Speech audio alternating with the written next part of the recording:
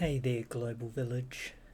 Um, okay, so we have just heard that Donald Trump wants to ethnically cleanse Gaza. I guess so he can build his golf course, his casino, his beachfront properties. Um, and while he was announcing this, Benjamin Netanyahu was sitting in the background with a big smirk on his face. And I think I'm just making this video because right now I just feel like I don't know whether I want to start screaming or crying. I just feel so utterly devastated. I'm so disappointed. I'm so disappointed in humanity. We're a terrible species. Our capacity to delude ourselves into thinking that doing the most evil things are justified or somehow just a banal, benign activity. Trump framed what he was talking about as if he was doing the people of Gaza a favour. It's absolutely absurd. Apparently, his display of empathy is such that he sees that Gaza has been bombed mercilessly and that there's just nowhere left to live now. Their home is completely unlivable. So those poor Gazans need to go somewhere else. Exactly where, I don't think Donald Trump particularly cares. And yet he gives no context as to exactly where those bombs came from or the justification behind doing it in the first place. Benjamin Netanyahu was sitting right there. And we're supposed to listen to this guy talk about rebuilding Gaza, doing a job on Gaza and making it a wonderful place. For who? If not the people of Gaza. It doesn't take a whole lot of imagination who he's really talking about.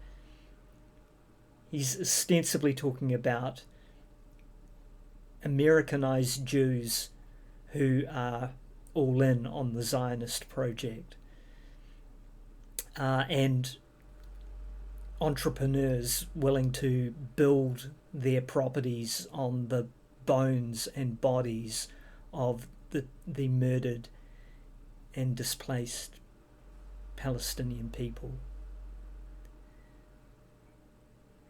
I think if we look and consider history, this isn't really so surprising. It's not anything particularly unusual other than the fact that it feels very close. It's something that we are experiencing viscerally through the voice of psychopaths, through the video footage of young men with IV leads attached to them burning alive. It's an obscenity beyond my ability to really wrap my head around. And perhaps making this video is my attempt to somehow try and digest the horror in manageable bite-sized pieces.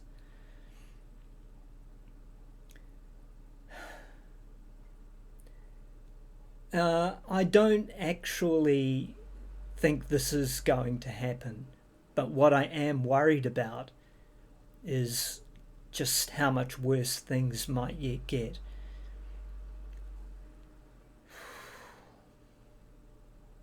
How many more people might yet end up dying? My concern is it may not be through bombs and bullets.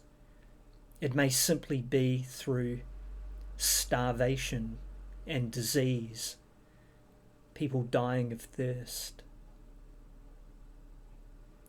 Because it seems to me that the people of Palestine have been literally abandoned, not just by the governments of the West, but by everyone. The Arab nations have sat back and pretty much done nothing.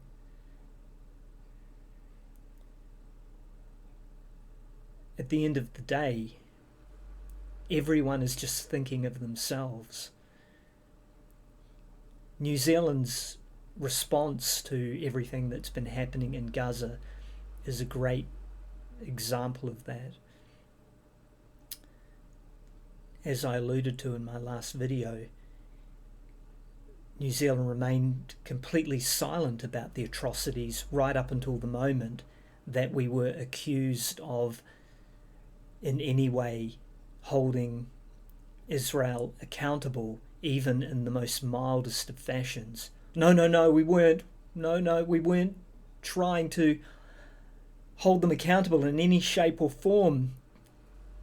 We will let them do whatever they want and we will not say a peep, because the last thing we want is to be denied the ability to suckle on America's teat.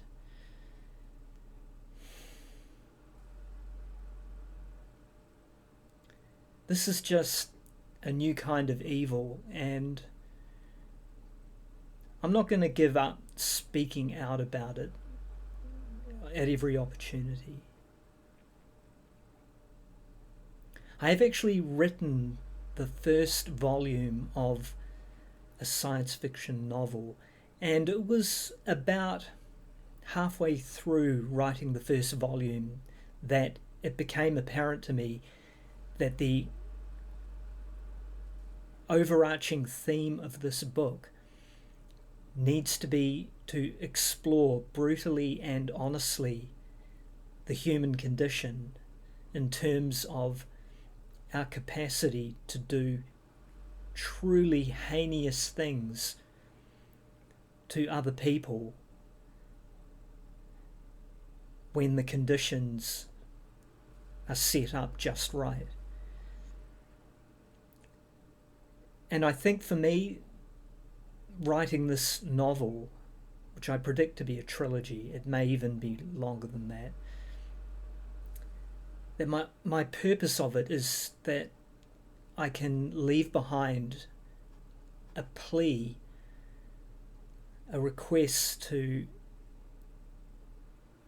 the humans of the future to do better, to take a cold, hard and honest look at just what we can do when we are indoctrinated to perceive the world in a certain way. I have no doubt that there are many Israelis who truly believe that the massacre in Gaza is justified, because they've grown up believing that every Palestinian person is fundamentally evil and wants to kill every Israeli and take back all of the land and somehow believe themselves to be superior. This is projection. It's actually the Israelis who believe themselves to be superior. The rhetoric I've heard from Palestinians, regular, normal Palestinians, I'm not talking militants and radicals, is that they just want equality. They want to know they have a future worth looking forward to. What human doesn't want that?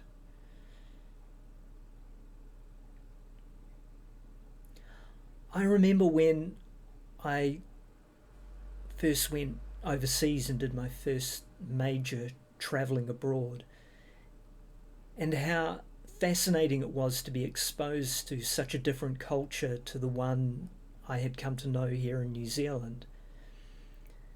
But when you scratch beyond the surface level,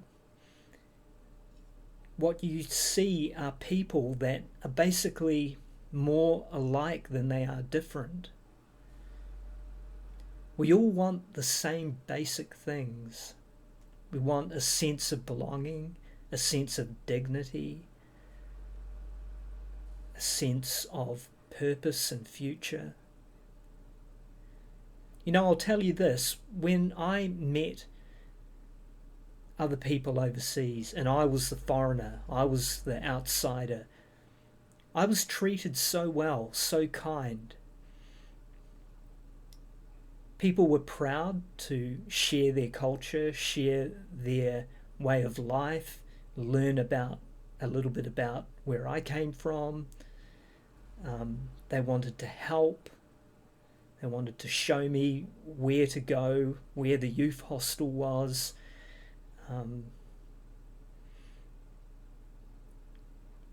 People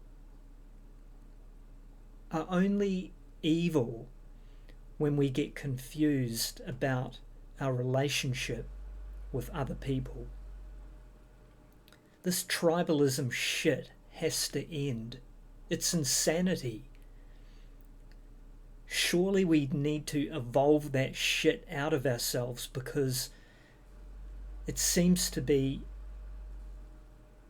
such a recipe for dehumanizing those that we perceive not to belong to the tribe that we ourselves think we belong to.